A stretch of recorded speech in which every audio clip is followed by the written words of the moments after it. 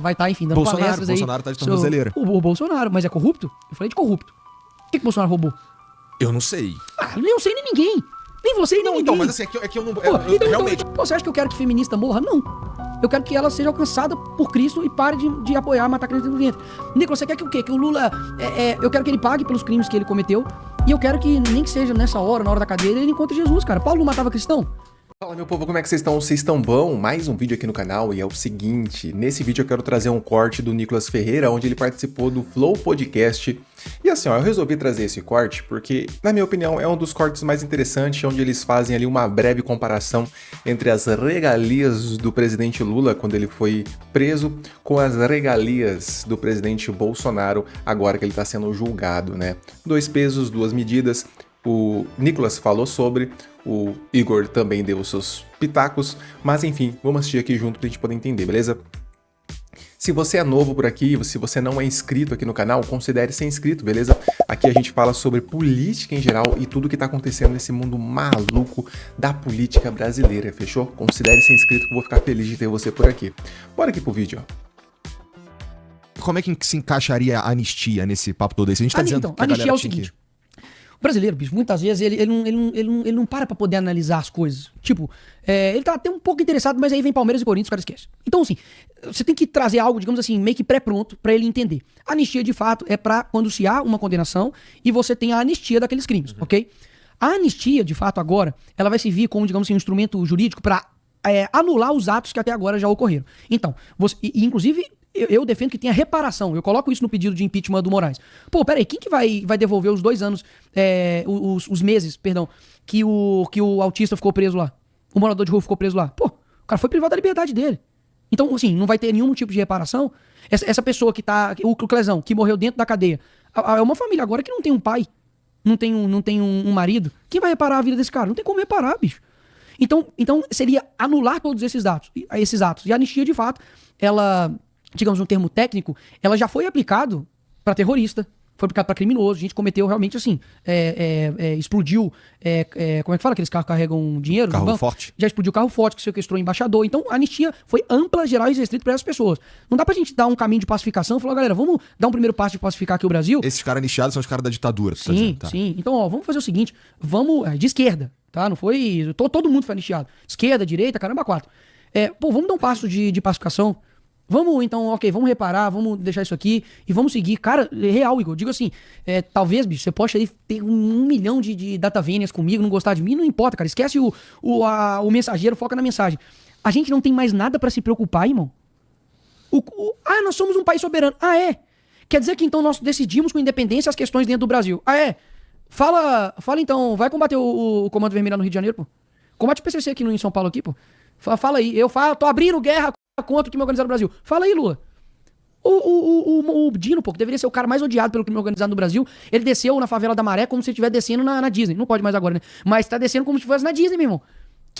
O Derrite, que é secretário de segurança de São Paulo, pede pra ele ir lá na Maré pra você ver como é que ele vai ser recebido. Pô, se ele não for, meu irmão, com uma estrutura de carro forte, de armamento, ele não entra onde é que o Dino entrou.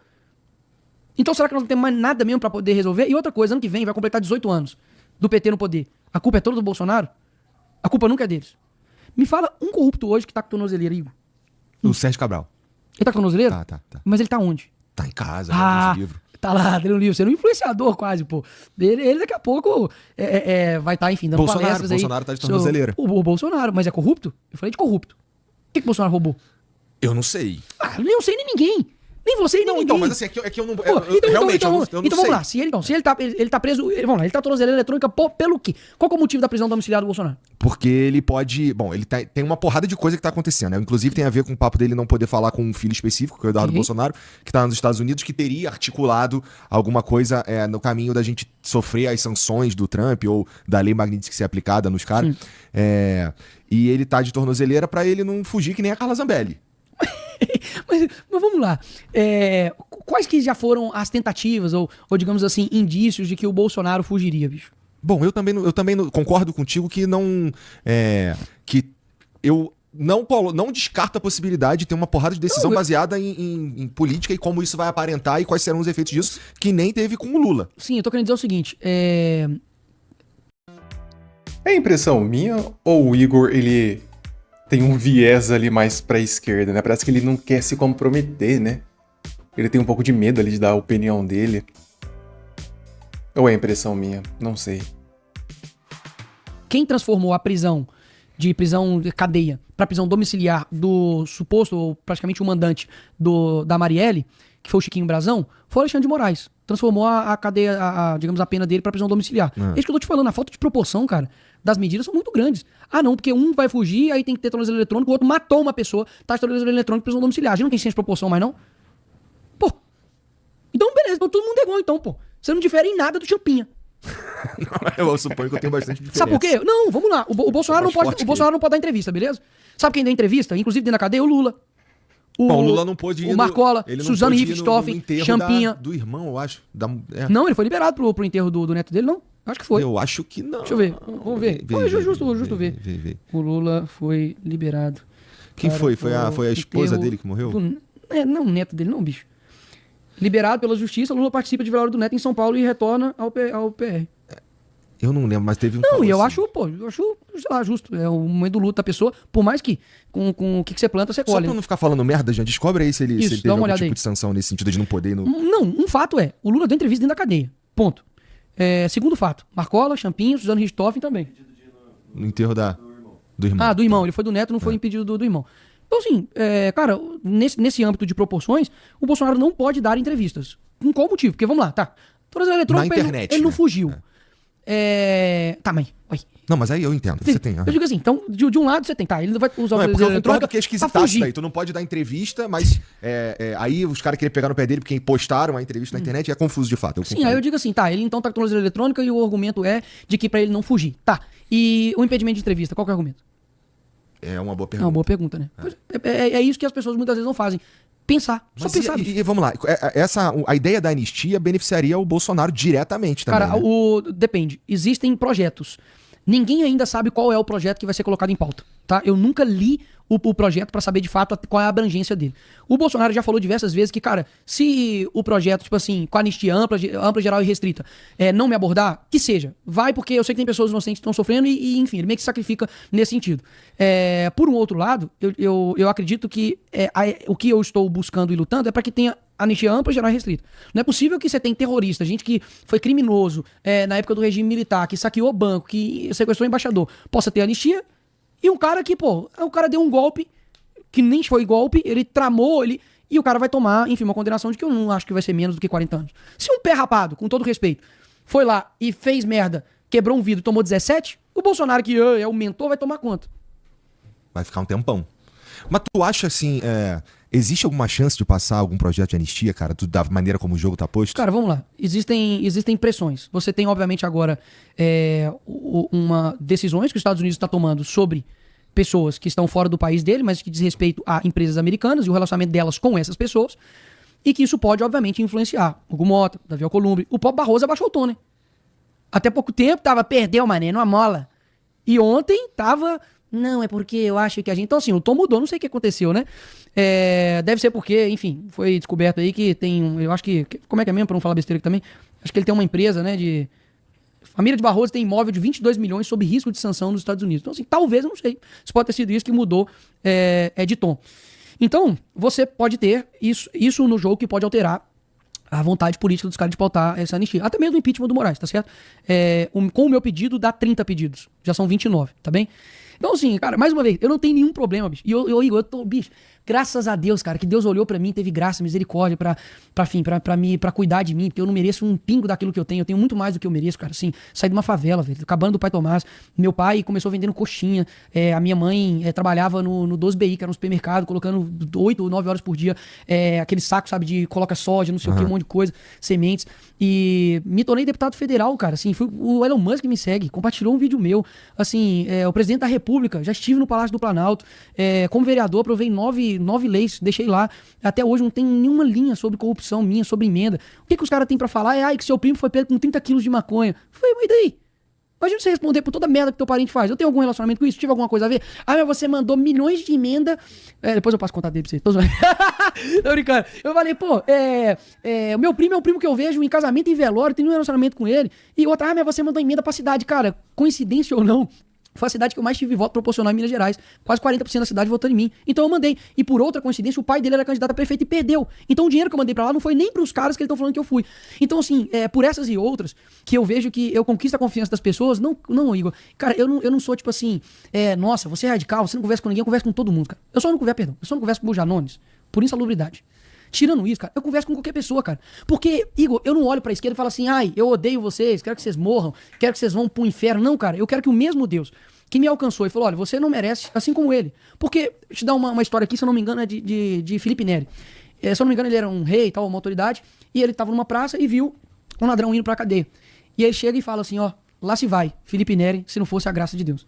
Então eu me sinto da mesma forma, poderia ser eu, cara. Poderia ser eu. Então eu sempre vou estar com o meu braço, o meu coração, do meu lado cristão aberto, pra se uma pessoa quiser conversar comigo, eu conversar com ela. Pô, você acha que eu quero que feminista morra? Não. Eu quero que ela seja alcançada por Cristo e pare de apoiar, matar criança dentro do ventre. Nicolas, você quer que o quê? Que o Lula... eu quero que ele pague pelos crimes que ele cometeu e eu quero que, nem que seja nessa hora, na hora da cadeia, ele encontre Jesus, cara. Paulo não matava cristão? Tomara que Janones encontre o Senhor. Porque Paulo, que matava cristãos, se tornou o maior evangelista, o Janones, que é o maior mentiroso, vai ser o maior divulgador de verdade. Então, paralelamente, o que eu sinto, e pra poder encaminhar pro fim, é o seguinte. As pessoas, Igor, acabaram perdendo a esperança naquilo que realmente tem a esperança, que é o Senhor.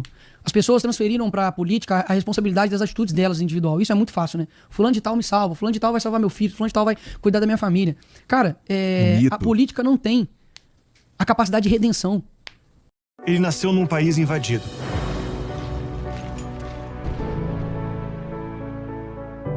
Viu a sua pátria esmagada por botas inimigas e sua fé...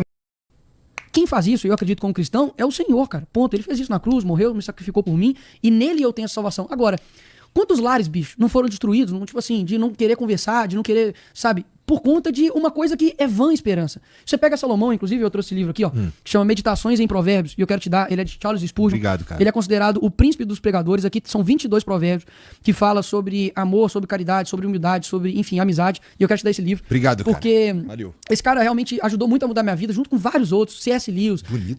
cara, Santo Tomás de Aquino, Santo Agostinho, Francisco Fausto, enfim, A.W. Tozer, muita gente boa, C.S. Lewis, que me ajudou muito na minha caminhada cristã. E quando você olha, cara, pra minha figura referencial de todas, quando eu olho, ela se chama Cristo. E todas as vezes quando eu entro lá naquela câmara, eu entro naquele congresso, eu falo assim, cara, o que Cristo faria? Assim, eu mesmo pessoas que eu divido, e eu sei que ele não vai ter problema nenhum de eu expor isso aqui, e eu também não fiz problema em me gabar ou falar disso aqui não, mas é o meu coração. Eu vi que um dia, o Kim Kataguiri, ele deu uma entrevista falando que, tipo, até tava tomando remédio, depois que o pai dele, enfim, morreu, entrou numa depressão e tal, tudo mais.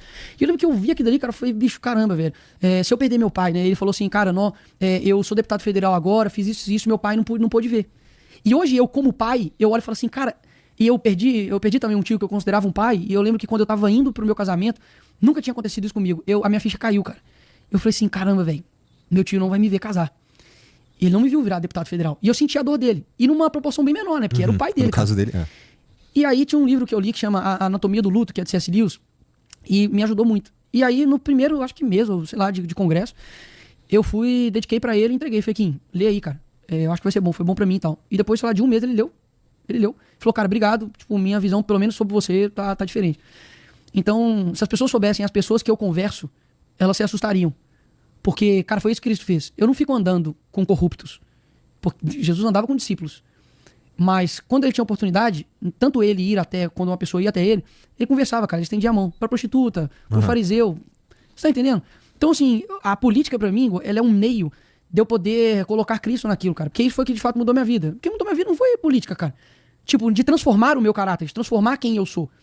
Então hoje, o que é mais importante pra você, Nicolas? O que é mais importante pra mim hoje é eu conseguir realizar o meu trabalho da maneira mais honesta possível e, enfim, representar as pessoas. É eu ser um bom marido, eu ser um bom pai. E, cara, pra mim nada mais importa. E eu obedecer a Deus, acabou. Então isso que muitas vezes me dá força, o cara fala assim, pô, e aí, cara? Se você for preso, se você for perseguido, as pessoas não entendem que... Eu não tô falando que eu quero perseguir isso, tá? Tô falando que eu quero ser preso, eu quero ser morto. Mas eu tenho plena convicção de que isso aqui é uma morada passageira. Se você pegasse todos os seus bens hoje e estivesse passando por uma cidade que não é sua estadia final, você depositaria todo o seu dinheiro lá? Não. Então por que eu vou depositar tudo aqui, cara? Então por isso que a minha esperança não é em eleições ou em quem vai ganhar. Porque eu vi isso acontecendo dentro da direita. Chutando balde, família, amigos, fé, porque o Bolsonaro perdeu. Pô, quer dizer então que a tua fé, a tua certeza, ela tá com a circunstância do que acontece aqui no mundo? Cara, eu não sou movido por isso. Pois é, interessante esse finalzinho, né? Me fez até lembrar uma frase que fala assim, ó, deixa eu ver se eu lembro, que se a gente lembrasse todo dia que a gente tem data de validade, a gente ia brigar menos e abraçar mais. Eu acho que é mais ou menos isso a frase. Mas, enfim, eu achei o Igor ali meio enviesado, meio esquerdista enrostido, ou foi impressão minha? Bom, eu não sei. Eu vou ficando por aqui, espero que você tenha gostado do vídeo. Se você não for inscrito do canal, considere ser inscrito, eu vou ficar feliz de ter você por aqui. Isso se você gosta desse mundo maluco que é a política do Brasil, beleza? Tamo junto, valeu Vanessa, até o próximo vídeo. Fui!